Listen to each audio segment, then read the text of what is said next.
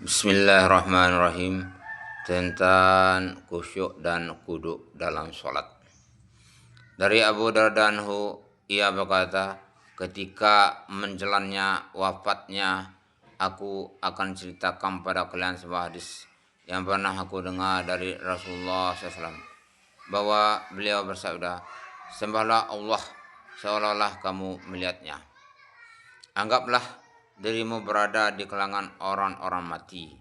Waspadalah terhadap doa orang yang dizalimi, karena sesungguhnya doanya mustajab.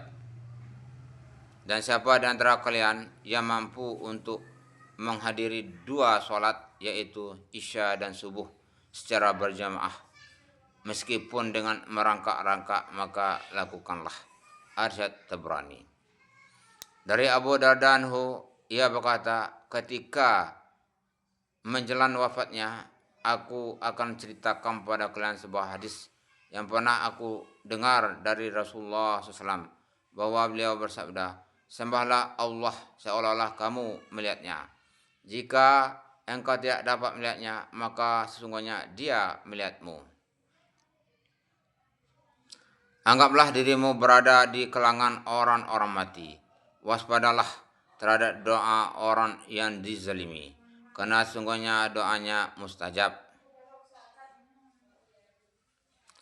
Dan siapa di antara kalian yang mampu untuk menghadiri dua sholat, yaitu Isya dan Subuh, berjemaah, meskipun dengan merangkak-rangkak, maka lakukanlah. Arsyad Tabrani. Dari Ibnu Umar berkata, Rasulullah SAW bersabda, sholatlah seperti sholatnya orang yang mau berpisah atau meninggal, seakan-akan engkau melihatnya. Jika engkau tidak melihatnya, maka sesungguhnya Dia melihatmu. Arsyad Abu Muhammad Al-Ibrahim.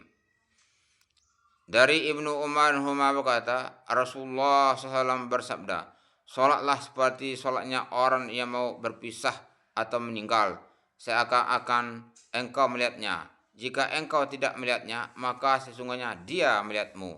Hadis riwayat Abu Muhammad Al-Ibrahim.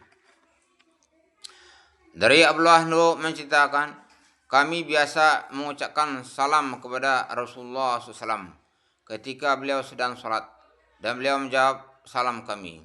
Kemudian ketika kami kembali dari Najasyi, kami mengucapkan salam kepada beliau sebagaimana biasa, tetapi beliau tidak menjawab salam kami.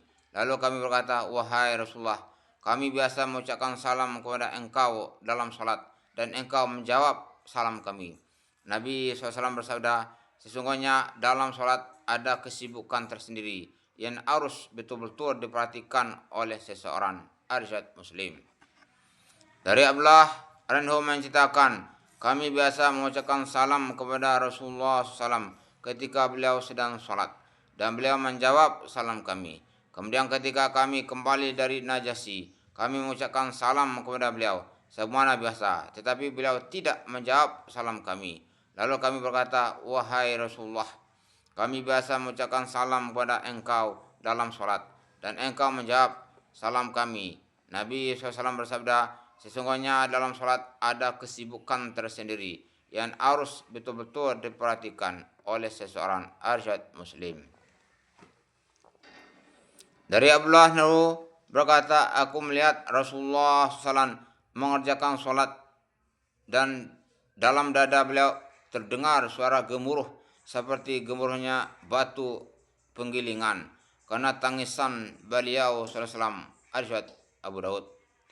Dari Abdullah berkata, aku mendengar dan melihat Rasulullah SAW mengerjakan sholat, dan dalam dada beliau terdengar suara gemuruh seperti gemuruhnya batu penggilingan karena tangisan beliau SAW.